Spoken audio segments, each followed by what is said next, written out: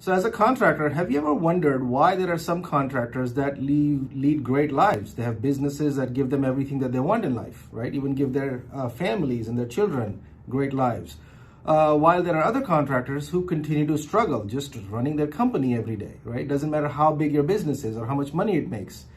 For some people, just owning that business is the biggest struggle in their life. So what is the difference between these two groups of people? So in this video, I'm going to share with you exactly what those differences are, okay? So the first thing is, the question you have to ask yourself is this: why are you in business in the first place?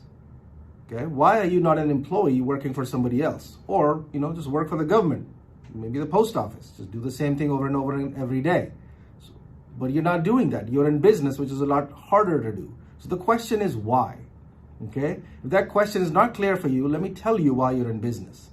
The reason you're in business is that somewhere in the back of your mind, you know that by owning your own business and running your own company, you can create a much better life for yourself than you could working for somebody else, okay? Most of us understand this, realize this, and that's why we take on the challenge of running a business. The question is, how often do we focus on this on a daily basis, right? When you wake up in the morning, how often do you get up and say, you know what, the reason I woke up today is because I want to create the life that I want to create for myself. For most people, that's not very often, right? Most of the time you wake up and you immediately need to get involved in running the company, dealing with the challenges, the clients, the employees, the issues, etc. Okay? So the question then is, if you're not focused on creating the life that you want for yourself, how is that going to happen? The most it's going to happen by chance, but that's not a good way to live your life, right? So that's one of the things you have to get very clear about, is to understand why you own this business, and if it's to create the life that you want, what does that life look like? Okay, because if you're not clear about it, it ain't going to happen. The other thing to get very clear about is, in the corporate world, there's a phrase for it. It's called the core competency, which means what is something that you are very good at. Now, when we work with our clients, what we talk about it is we call it the wow factor, okay? And what that is to explain that a little bit more, is that, look, you're not the only game in town as a contractor. Whatever you do, I don't care how amazing you're at it, there are other people that can do it. But what is it that you do better than most people? Now, the only way to find that out, okay, the worst thing you can do is try to answer that yourself, right? The best way to find that out is to find out what your clients are saying about you, okay? So for example, let's say you work for a client, you guys did a good job, and now the client is talking about what you guys did to a friend of theirs, okay? What would they be saying about you? That is your core competency or your wow factor. And the point of this is that as a business, that is what you should focus on. Because the more you focus on that, the faster your business will grow. Not only will it grow fast, but you will be far more profitable than your competitors. Why? Because working with you and your company in that space is going to be a dream for your clients. And they're going to be talking about it to everybody they meet, right? And of course, referrals are one of the biggest sources of leads for contractors. Obviously, we talk about a whole lot of ways to get leads, but that, the word of mouth is king. Okay, what other people say about you and your business is the most valuable asset any business, I don't care how big you are, can develop for themselves.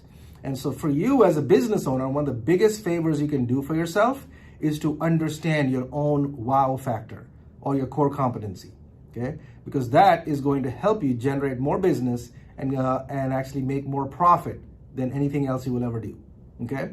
So once you understand those three things, then you actually have to look at your business itself, okay? Which is, so let's say I asked you this question: what are the top 3 challenges that you face in your business?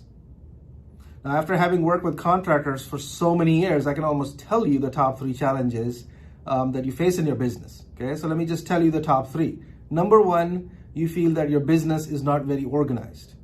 Okay, there are some systems that are lacking in your business. And because of that, there's inefficiency. People constantly come to you asking you how to solve problems. People can't make proper decisions on their own in the field, okay? And so your job as a business owner is to make sure you get your business organized. The number 1 area you need to get your business organized in is what? Your finances. You have to get very clear about your own numbers. For most business owners, if I ask him a question, how much revenue did you generate in the last quarter? Most of them cannot tell me, which is very interesting, right? Because why are you running this business? Is it to work or is it to make money? You got to pick a side, right? Because if it is to work, you're much better off working for somebody else, okay? But then they are going to make all the money. So if you are running a business to make money, get clear about it. What does the money situation in your business look like? And you know, the top line of the revenue is just one thing.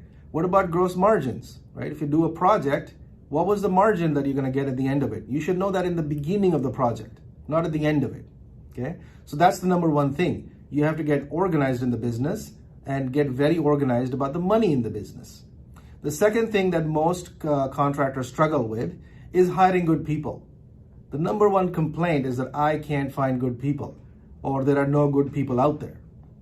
Well, there are good people out there.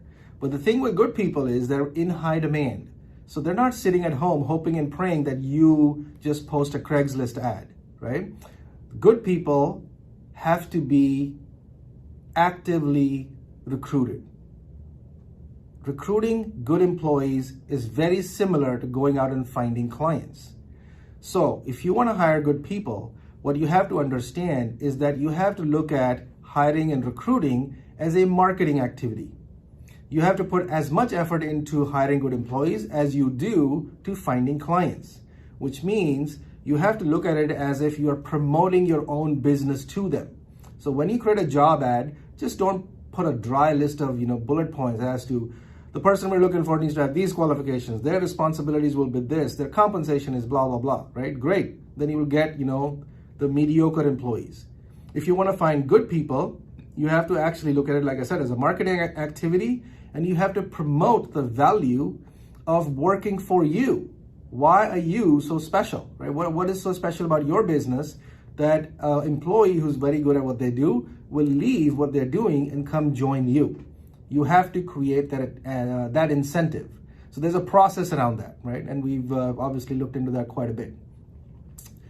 Now, the final thing that creates a lot of challenges for contractors, and in order to create a good life for yourself, you have to get this right, okay? Which is what takes priority in your life. What do I mean by that?